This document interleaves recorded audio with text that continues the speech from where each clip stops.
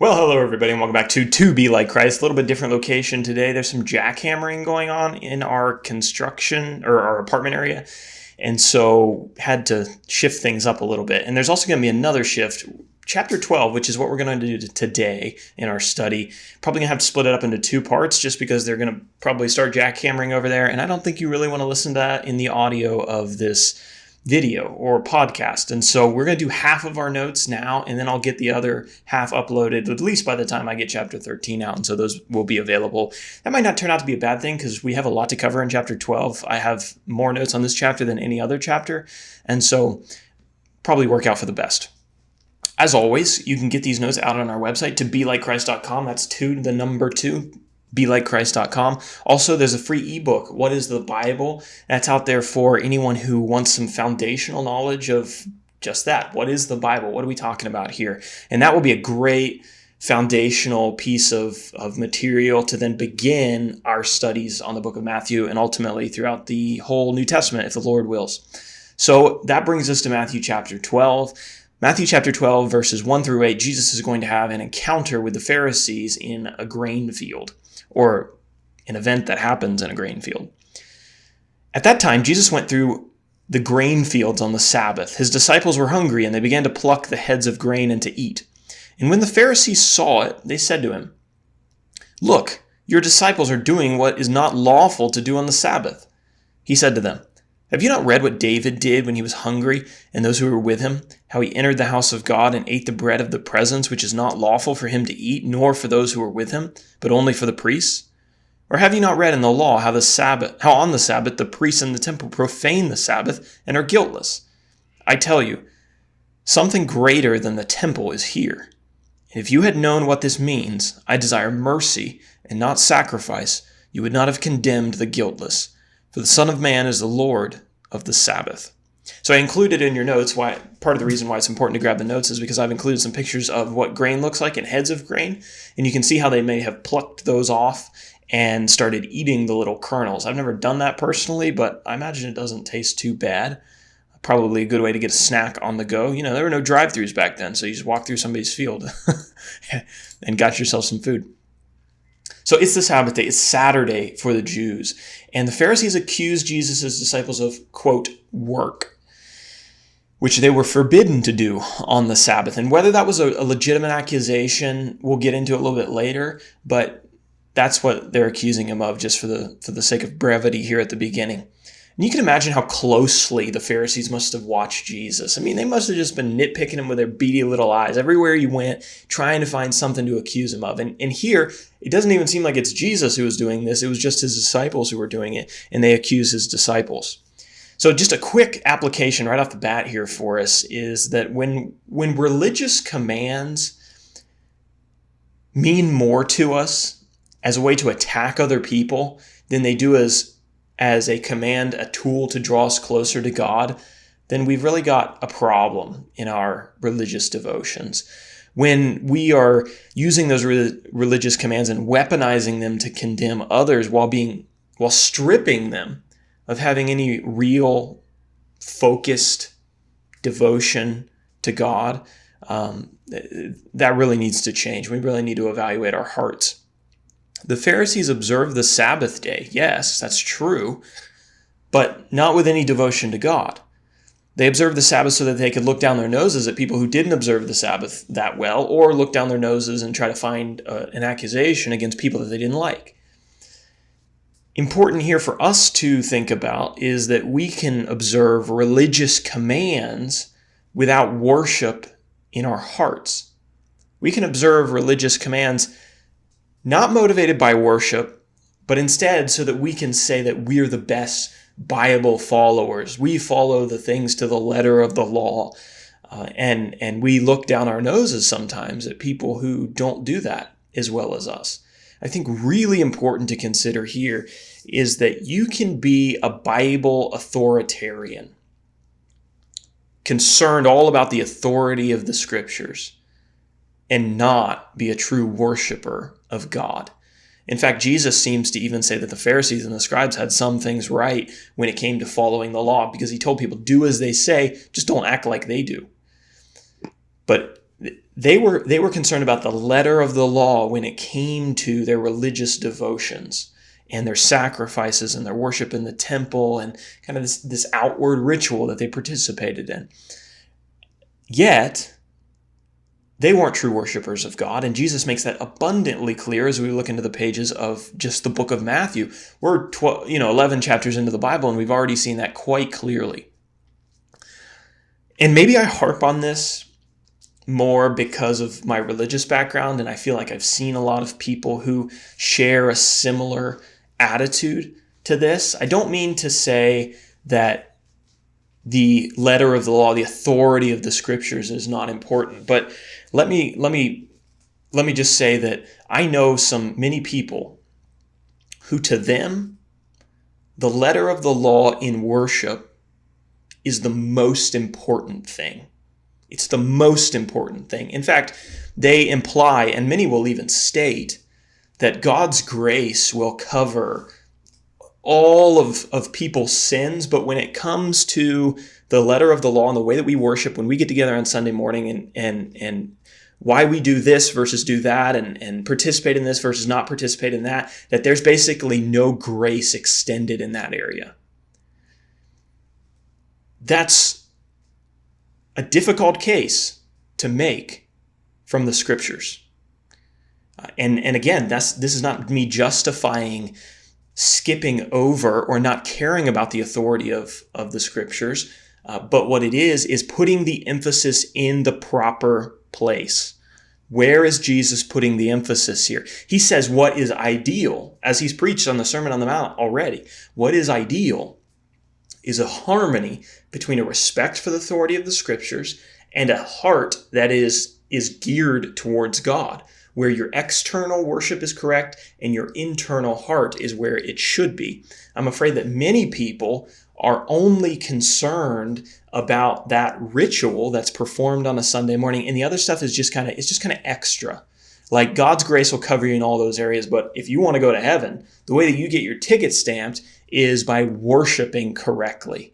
The Pharisees thought the way you get your ticket stamped to go to heaven is by practicing ritual correctly. And Jesus is saying, that is false. That is a wrong assumption. Your priority is in the incorrect place. And as we've already talked about, Jesus actually says at the end of chapter 11, you cannot worship. Let me say, Jesus implies through his teachings, he says, you cannot worship if your heart is not correct.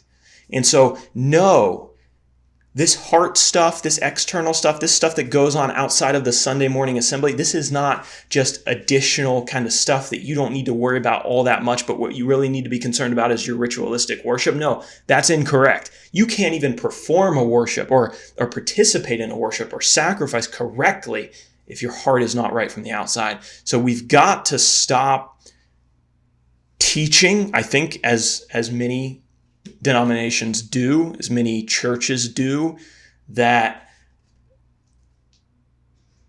worship in the external, in its biblical authority, is the only thing that matters. And maybe we're not preaching that. I don't know any congregations that's necessarily preaching that. But in the way that the gospel is presented, in what's important to us in our evangelism and what's important to us in our confronting others about sin, that what gets all the emphasis is that external worship. We got to be careful about that. Again, the perfect situation is a respect for the authority of the Bible combined with and in harmony with a heart that's devoted to God. So again, that may have nothing, you may be like, what on earth is he talking about? Because there's a lot of churches that's not really an issue. But I think because of my religious background, I've seen that a lot. And I've seen an attitude of the Pharisees in the way that we present the gospel as far as our priority and what's most important. Let me also, to the other extreme, say that the biblical authority point, keeping the letter of the law, is extraordinarily important. It's not that, I can have my heart right here and I can just kind of ignore all of the worship. I can ignore the rules, the ritual. No, that's not the case. If your heart is right, it's going to lead you to keep all of those things. Whereas the proper heart in the state that God wants it to be is devoted to him internally, and that, again, that leads them to participate in worship, in a respect for biblical authority, and it doesn't lead them to discard all of those things. And that's super important. And I'd say probably the majority of the religious world tends towards that position, not the first one that I described. But because of where I am and what I've seen, that's the one that gets probably the most attention here. And it's also the one that is most hidden. When someone ignores the commands of God on the outside, those externals, it's obvious, right? Everyone can see it. But where Satan works much more subtly is when we ignore the internal things. And that's also a good lesson for why church attendance is not a measure of someone's spiritual development and maturity. I think a lot of times we act like, oh, well, if brother so-and-so or sister so-and-so shows up in our building 3 times a week and for Bible studies and for holy activities, then they must be spiritually mature and really close to God. That's not necessarily the case. The Pharisees show up for all that stuff, and they don't even know God. So just in some important thoughts there. And, it doesn't really get any easier from here, because now we get into Jesus's discussion of this. And he gives 2 examples. And I think this is a challenging text for sure, and one that I've actually changed my mind on as far as the interpretation as I've studied for this material. So I'm trying to look at my time here. Verses 3 and 4. So verse 3 describes a situation where King David ate holy bread. And you may be thinking, what on earth is that? This is something that happened 1,000 years before Jesus. King David, the king of Judah. You can read about this in 1 Samuel chapter 21, verses 1 through 7. This holy bread was special. It was made in the temple, and according to Leviticus chapter 24, verses 5 through 9, only the priests were supposed to eat this bread. But we have a situation where David asks the priest, he's in dire need. And he comes and he asks the priest to give him this bread. And the priest does. And the priest gives it to him. Why does Jesus bring up this story? What a weird thing to bring up as you're talking about the Sabbath day. And this doesn't even relate to the Sabbath day as far as we know. But here he brings this up. And I want to bring up 2 explanations of this text, both of David's situation and of the discussion of the temple a little bit later on, but 2 explanations, and then I'll tell you which one I prefer at the end. So the first explanation is this. Some people argue that Jesus brought up this example of David because David's actions were condemnable. They were condemnable. The Jewish elite held David in very high respect. And because of this, it seems like they just ignored the fact that David had done wrong here. And so what Jesus could be doing is saying, look, David did this and you don't condemn him. This reveals your hypocrisy, because now you want to come up to me and condemn me. Whereas David, you love David, and so you don't bring up this accusation against him. So Jesus could be saying David was condemnable, but your hypocrisy is revealed through you coming to me and bringing up this accusation. Okay, that's interpretation number 1. Interpretation number 2 is this. Others argue that Jesus brought this example up because David's actions were not condemnable. That the law did, in fact, say that the priests were supposed to eat this bread, and only the priests were supposed to eat this bread. But in this instance, David's actions were not condemnable because of the nature of the Sabbath laws and the intention behind the Sabbath laws as given by God. And this is an intention that the Pharisees do not understand. So I think it's important here to read Mark chapter 2, verse 27, where another account of this is given, because there's a statement in Mark that doesn't appear in Matthew's account. And I think it's one that really needs to be considered to understand this text properly. So Mark chapter 2, verses 25 and 26, he talks about the same example. David came, he asked the priest for this bread. It wasn't lawful for him to have this bread according to the law, but the priest gave it to him anyway. And then Jesus says this, in light of all of that, the Sabbath was made for man and not man for the Sabbath. That seems to throw a wrench into things for me, because on the surface, That looks like Jesus is saying David's actions weren't condemnable because of the intention behind God's Sabbath law. Let's get into that a little bit more. And I'll tell you now which interpretation I prefer, and it may surprise you, but I actually used to prefer, before I studied for this class, I preferred interpretation number 1. That to me sounds the most stable, sounds the most safe to me. But after exploring Jesus' words, especially this statement, the Sabbath was made for man and not man for the Sabbath, I actually think interpretation number 2 is the one that Jesus would have us to understand. And let's dig into that. And I know that sounds dangerous. It sounds like laws are just relative, right? Like, oh yes, there were Sabbath commands, but those can be broken kind of here and there and whenever somebody wants to. That's not true. It's not saying that those laws are just up for personal interpretation. In fact, people died because they broke Sabbath laws in the Old Testament. So God takes them very seriously, but I think this is now an evaluation of what God takes more seriously. And I think we'll find that as we hear Jesus saying statements like, man was made for the Sabbath, or the Sabbath was made for man and not man for the Sabbath. And also, I desire mercy and not sacrifice, as we read in verse 7. So let's look at verse 5 first, because there's another example here that's given.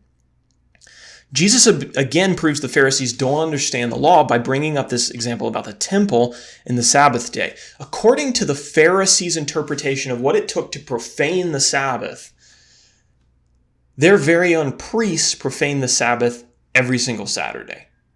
How did they do that? Because the priests performed, quote, work in the temple on the Sabbath day as part of God's law. They killed animals. They offered those animals as sacrifices in Numbers chapter 28, verses 9 through 10. And they did it in the most sacred place in all of Judaism, the temple, right? So if the Pharisees' interpretation of the law was valid, that these laws could not be broken for anything at any time, and if it was, they were to be condemned. If that was a valid interpretation, then the temple was profaned every week, and yet the Pharisees weren't busting down the doors of the temple to drag out and punish the sinful priests. The Pharisees understood much less than they thought about the law, and it seems he is making the point with the temple, the same point that he made with David, that contrary to the self-righteous interpretation of the Sabbath put forward by the Pharisees, there was more to the Sabbath law than just ritual, and it was not an absolute law for absolutely every occasion. Look at verse 6. He says, I tell you, something greater than the temple is here. Okay, to understand this whole thing, we need to understand that statement. What is it that's greater than the temple? For the Jews, almost nothing would have been greater than the temple. The only thing greater than the temple is God himself. Interesting, right? Jesus is the one who's greater than the temple. The temple had been the place of God's presence on earth representatively for, 1,000 years, right? Since it was built by Solomon, and the tabernacle before that. But now Christ was the embodied presence of God on the earth. If the priests were profaning the most holy temple by breaking the Sabbath, it was definitely something to be concerned about. Right? All the Jews should have been up in arms about this. If the apostles were profaning something even greater than the temple, if they were in the very presence of God, the embodied presence of God on earth, and they were profaning the Sabbath day, do you think that that was something that God himself would have been concerned about? Yeah, of course. It's even a worse offense than offending the temple. And yet what is the case? The case is that God is not offended in either of those situations. No violation of the law had occurred, and if the Sabbath yielded to the Lord, then certainly, if the Sabbath yielded to the temple and to the sacrifices that went on in the temple according to God's own law, then certainly the Sabbath would have yielded to Christ. if it made an exception for the work that was going on in the temple, that was not condemnable, then it certainly would have made an exception for something greater than the temple. Verse 7, again, key to understanding here. I desire mercy and not sacrifice. Again, that statement seems to imply that Jesus is not condemning David for what he did, but rather that in that case, it is that love and mercy should be extended, loving your neighbor, giving somebody something, some food when they need that food desperately, that is a greater priority than the sacrifice, than the ritual keeping of the Sabbath laws. That seems to be what that statement is there for. I'm not sure how to interpret that statement necessarily. Unless it's kind of a standalone, if we take that first interpretation. Same with the statement in Mark chapter 2, verse 27. So these are all kind of pillars in me now taking the second interpretation. Hosea chapter 6, verse 6 says, "For I desire steadfast love and not sacrifice, the knowledge of God rather than burnt offerings." If the Pharisees had a better grasp of this scripture's meaning, they would not have condemned the innocent apostles. What does that statement mean in this context? The Sabbath, it's important to remember, the Sabbath command was a direct command from God. It was not to be ignored. There were serious consequences that were given and handed out in the Old Testament for those who chose to ignore it. At the same time, loving your neighbor is a direct command from God. That is not to be ignored. It is to be heeded. The Sabbath command was instituted for the good of man, according to Mark chapter 2, verse 27, not the other way around. So I think this is what Jesus is getting at here. If presented with the choice between the good of man, loving your neighbor, which is said to be one of the greatest commands in the Old Testament law, and the stringent keeping of the Sabbath law, which is supposed to take priority? Doing good is supposed to take priority. Keep those words in mind as we go throughout the rest of this chapter, and we see Jesus healing a man who has a withered hand, and he tells the Pharisees, it is not wrong to do good on the Sabbath. It's right to do good on the Sabbath. So if presented with a choice between the good of man and the stringent keeping of the Sabbath law, the good of man is to take priority. Loving your neighbors to take priority. It is the greater of the laws. The Sabbath law was designed with this in mind, therefore, is what I think Jesus is saying. It was designed this way. God designed it with this behind it. Therefore, laying aside a ritual so that love could take its place was not contrary to Sabbath, this being the exception rather than the rule. So we touched on that a little bit earlier. We don't want to make this the rule. It's not just, that anytime I want to, I can discard the Sabbath laws and claim I'm doing something good for my neighbor. No, it's not to be abused like that. But there are times, specific times, when the Sabbath law yields to the command to love your neighbor. God would rather have mercy and love shown to your neighbor than the expense of them in order to keep a ritual. I would have priority mercy over your secondary primary priority, your secondary priority, which is sacrificing. Sabbath was created for the good of man. That's its design, not the other way around. A few examples to help us understand, and these were helpful to me as I thought about them. Imagine that you were a Jew and you were walking on the road and you saw a man who had been trampled, maybe like the man in the story of the Good Samaritan. But this man had been like beat up or trampled over by a cow or something like that. He was in danger, and probably, maybe he was injured and needed help. What would Jesus rather you do on the Sabbath day? There are laws in place that say you can only walk so far on the Sabbath day, or you can only do so much work, or you can't carry a burden. Well, if you pick this man up and you carry him to the hospital, then you're going to break the Sabbath law. So the question is, do you leave the man in the ditch because carrying him and bearing his burden and anything that he might have with him to a place where he can get some care would be to break the Sabbath law. You'll be like, I'll come back for you tomorrow because I can't, it's a Sabbath day and I can't help you right now. Or do you show mercy to the man? I think the idea here is the mercy is to be extended over the ritual. In David's case, here's a situation where there was a law in place. David has a dire need where his men and him need food.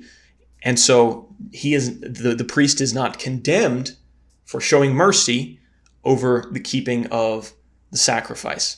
And even as I say that, it rubs me kind of the wrong way because I'm not into breaking God's laws like ever, right? That's not what we're about. We're not trying to find ways around certain laws. But I feel like that's what Jesus' statements are communicating here. And especially this one about mercy and sacrifice, and also the one in Mark chapter 2, verse 27 about the Sabbath being made for man. Let's see here. Okay, bring that into a modern example, maybe a little bit more relatable here because we're not Jews and we've never kept the Sabbath day. Imagine that you're driving to worship on a Sunday morning and you see a man who got hit by a car and he's laying in the ditch. And you're caught between two commands, right? Neither to be broken willy-nilly in the Christian life. There's a command to assemble with the saints, to be there, to lift one another up, to encourage each other. Maybe you are supposed to be teaching Bible class or something like that. And there's also another command, though, and that command is also to love your neighbor, not to forsake doing good that needs to be done. And so, you're driving and you see this man and you're conflicted and you have a crisis going on in your head.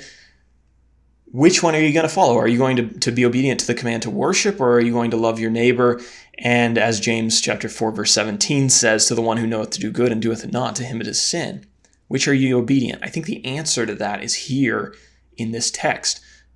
Would God desire your sacrifice, your worship, over mercy that is necessary to be extended in this, in that particular situation? I think God would have us to show the mercy, if I understand this correctly. So the Pharisees, you think about where they were, why this is a relevant message to them, because they are completely backwards on this, completely backwards. As we already talked about in the beginning of this video, they put all of the importance on the ritual. They put none of the importance on the mercy and on the love or extending those to other people. In fact, we'll see in a little bit, they're accusing Jesus of breaking Sabbath ritual, Sabbath law, because he's healing somebody on the Sabbath day. And just a side note here, which is something that's worth a little bit of your study if you have time to dig into it, it should be noted that the apostles' actions were not in any way opposed to God's Sabbath law. As far as I understand, there's nothing in the Old Testament laws that would forbid what the apostles were doing here. The Pharisees had taken God's Sabbath law and created more stringent traditions about what could and couldn't be done. In this text, their accusation is only based off of their personal traditions about how to keep the Sabbath law, about those oral traditions that we talked about in chapter 2, maybe it's chapter 3. Even so, Jesus was able to use it as a teachable moment to reveal their deep misunderstanding of God's laws and his intentions. So, important to note there. Let's look at verse 8. For the Son of Man is Lord of the Sabbath. Jesus' claim here is not to be understated and not to be underappreciated, I guess. The proper emphasis should be applied to it and understood in it. He claims deity in front of the Pharisees. Who is it that has the authority to speak authoritatively on the laws of God? It's only God himself, right? He's the one who made those laws. Anyone who comes in and tries to, anyone who is speaking on those laws in an authoritative way is deity. I don't like the way that I said that. Let me read my notes. That might be better. Jesus' claim here is bold and not to be understated. He claims deity in front of the Pharisees. He had authority to speak on the interpretation of Sabbath law because he was the Lord of the Sabbath. Only God could claim authority over the laws of God. So this would not have been a statement that was taken very lightly by the Pharisees. They really valued this ritual. They really valued the Sabbath, and they thought they valued the God who gave it, but the God who gave it was standing in front of them, telling them that they really needed to get their lives together and their interpretations of these laws together. So that is the way that I understand what Jesus is saying here. That where I missed a statement in my notes that I really liked. Let me see if I can find it really fast. Oh, here it is. Oh, I lost it. No. Where'd it go? Okay, here we go. It's because it's in the next section. Well, that makes a lot of sense. Let's read this next section here. Matthew chapter 12, verses 9 through 14. And I referenced this earlier, but Jesus then, he went from there and entered their synagogue. And a man was there with a withered hand, and they asked him, "Is it lawful to heal on the Sabbath?" So they might accuse him. And he said to them, Which one of you who has a sheep, if it falls into a pit on the Sabbath, will not take hold of it and lift it out? Of how much more value is a man than a sheep? So it is lawful to do good on the Sabbath. That's that statement. Notice that. It is lawful to do good on the Sabbath. Then he said to the man, "Stretch out your hand." And the man stretched it out, and it was restored, healthy like the other. But the Pharisees went out and conspired against him how to destroy him. So in verses 9 through 11, this narrative just it's just continuing, right? From this first accusation of the apostles in the field, now he's going into the synagogue, and it appears that the Pharisees have just followed him right on in. So he's just re-educated the Pharisees on the Sabbath. He goes into the the synagogue, and he finds a man with a withered hand.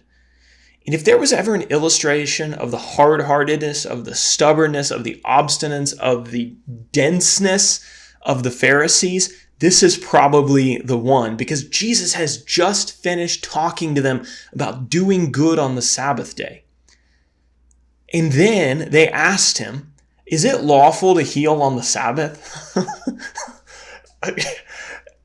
They didn't ask Jesus.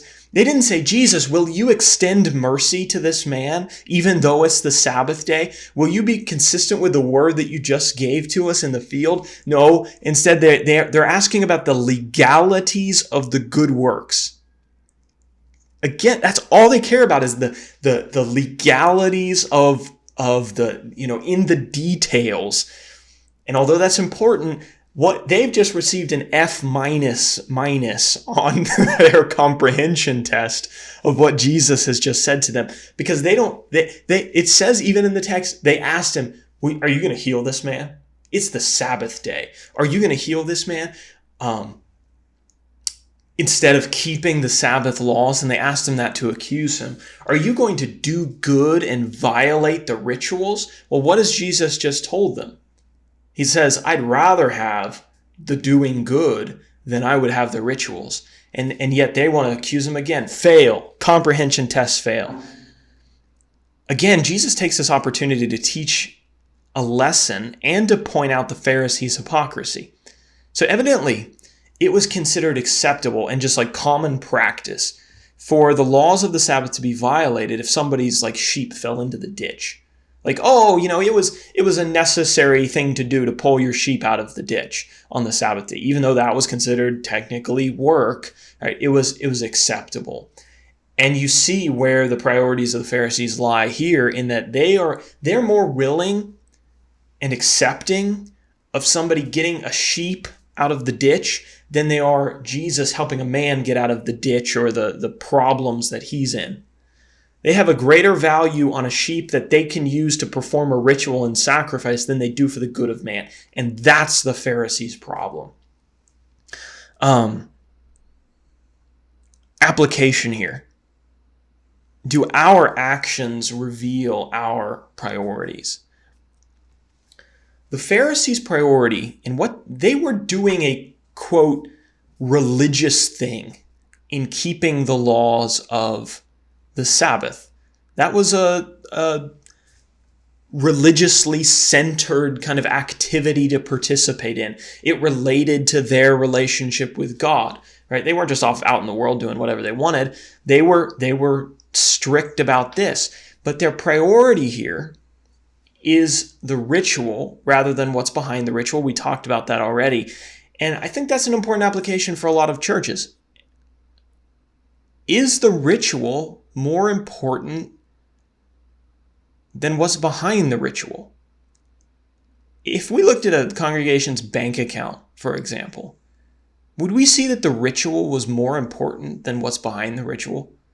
I know congregations that have spent multi-$1,000s to put on, have the right electronics, to have the right live stream equipment, to have the right, sometimes it's instruments or bands or lights or stages, or have more comfortable seats, or, all this money goes into the buildings. Why? Because what's important to them is the ritual. What's important to them is the sacrifice. It's the worship. What goes on Sunday morning in your church building. But why are we there worshiping in the first place? It's because God has saved us, right? It's to remember what Jesus has done for us in his death that has redeemed us. And Jesus tells us as he leaves the earth that what ought to spur on, well, really in his whole ministry and also communicated in the epistles, what ought to spur on our worship is thanksgiving for having been saved and for who God is for us and to the rest of the world. And that thanksgiving ought to lead us out into the world, as Jesus says at the end of Matthew, to tell others about the good news that we've received so that they can come and worship with us. That's where it ought to lead us. But I know many congregations that would much rather spend all of their money on what goes on inside of their building, but would not even think to spend even close to that amount of money on the real purpose of the church, which is to reach the lost. They care more about the sacrifice than the true calling of the saints. And yes, worship is part of the true calling of the saints. But how can we worship a God and say that our lives are consistent if all we do is come into the building? We thank God for what he's done for us, but we are never like God in trying to reach or in extending that love to the world. Right? Christ dies for the world. We now receive that grace. The proper response isn't just to come to a building where everything's nice and comfortable and fancy and put on a show. The correct response is to, wow, God has done this for me. Now I need to go out and do it for other people. I need to call them into the grace that I have received and appreciated. Priorities, though, that's really the question. What is our priority? Is it all about that building and coming together and making our lives fun and entertaining and comfortable while we're there? And does our money reveal that our priority is really there rather than in reaching the lost and fulfilling the great commission that Christ has given us? There's not even a biblical authority for a church building in the Bible. It's never stated like, oh, thou shalt build a church building, right? What there is a command for is thou shalt go into all the world and preach the gospel. Where's our priority? Question. So, important thing to think about there. The Pharisees had completely missed the lesson that Jesus taught in verses 1 through 8.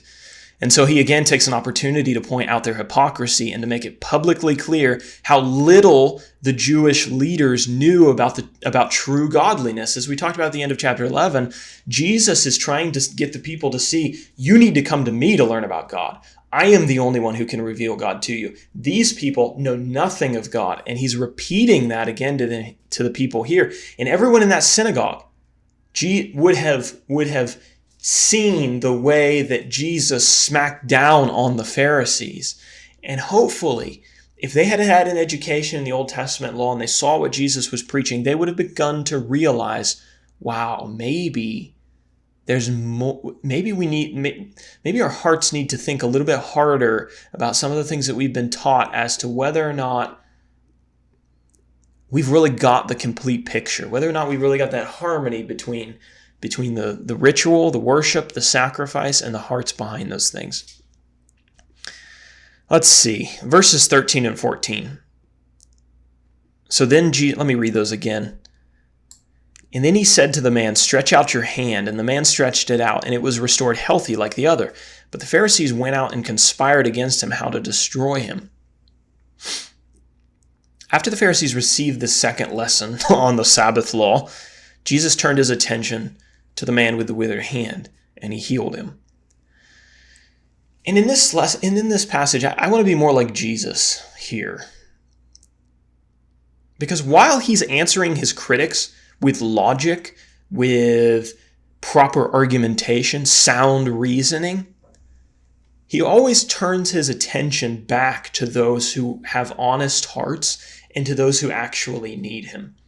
I don't want to be so busy arguing with critics that I forget that there are honest hearts and that there are people who have genuine needs in the world, and that my attention really ought to be going to them, at least the majority of my attention.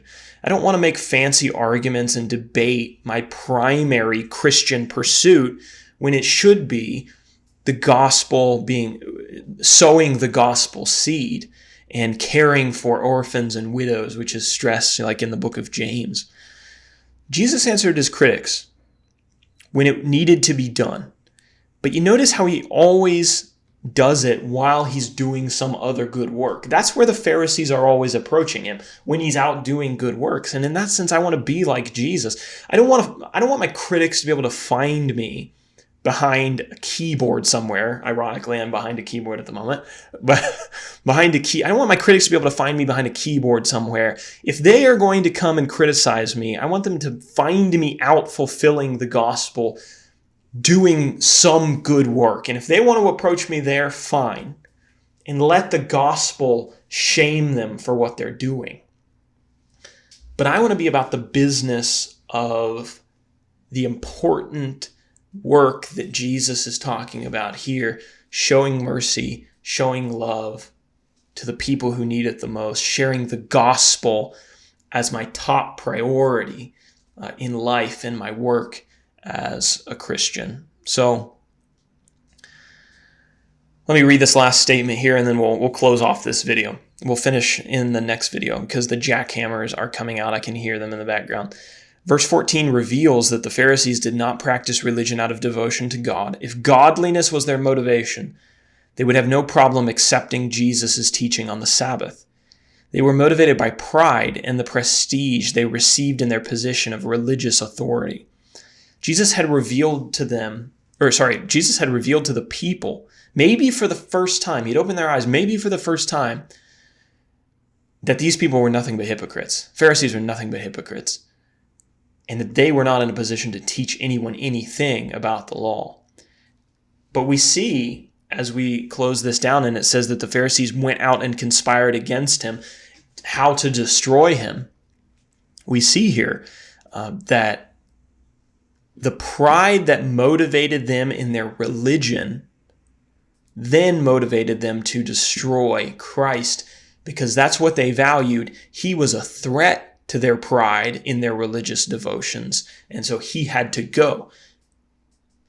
It should have been they were re-educated by Jesus. They should have put down some of their pride and changed their life to bring it in accordance with God's word. But instead they said, we've got to get rid of the word of God. We've got to get rid of Christ, because he is trampling on our treasure and where our heart is. So that's the first half of chapter 12. There's a lot there. There's a lot of ranting. I'm really trying and praying to shorten these videos. I think that there is, it's a greater gift to be able to say what you want to say in fewer words, more concise words, than I think to be a long-winded preacher. I don't get any joy out of being like the long-winded preacher. I know a lot of preachers really like having that reputation. I'm not one of them. I think it's actually probably more a sign of wisdom to be concise in what you say than to ramble on. But then I'm always afraid that I'm going to be misunderstood, and I want to be able to care for all of the loose ends in all of the things that I'm saying. And so I try to cover all of those. But actually, application, as you look at the book of Matthew, like Jesus is really not that concerned about that. you think about how many words of Jesus are actually recorded in the Bible, it's not a whole lot. He said what he wanted to say. He didn't feel like he needed to explain himself all the time to everybody, and every nuance and every loose end that could possibly come up, or ways that he could be misunderstood. Like in this passage about David, like it's very short, but there's huge truths to understand out of that. And yet he does it, and he does it, and he knows that people will misunderstand him and will hate him. And yet he doesn't bother to give all of the details on every specific principle that he's teaching. He calls his people to have ears to hear. So maybe I need to do a better job at that. But thank you. I appreciate everyone who's been watching, and I know the videos have been long, and I know many have said that they've appreciated them anyway, and so thank you for your encouragement. And we'll finish up the second half of chapter 12, which goes a little bit faster than the first half. And I'll have that up at least in 2 days when I upload chapter 13. Kind of depends on the jackhammers outside. But remember, the book's out there online if you want to grab that. And the notes are also off there if you haven't grabbed them already. And you can check out the podcast, which now has all of these episodes on it, and can download that in an audio form. One thing nice about the podcast is it lets you download the episodes and listen to them even when you don't have a connection, whereas YouTube won't do that unless you have YouTube Premium. So thank you again for watching. If you haven't subscribed to the channel, do that. And also remember to share, like the video. That helps us get found in search and algorithm and all that stuff. And I'll see you guys in the next one. Bye.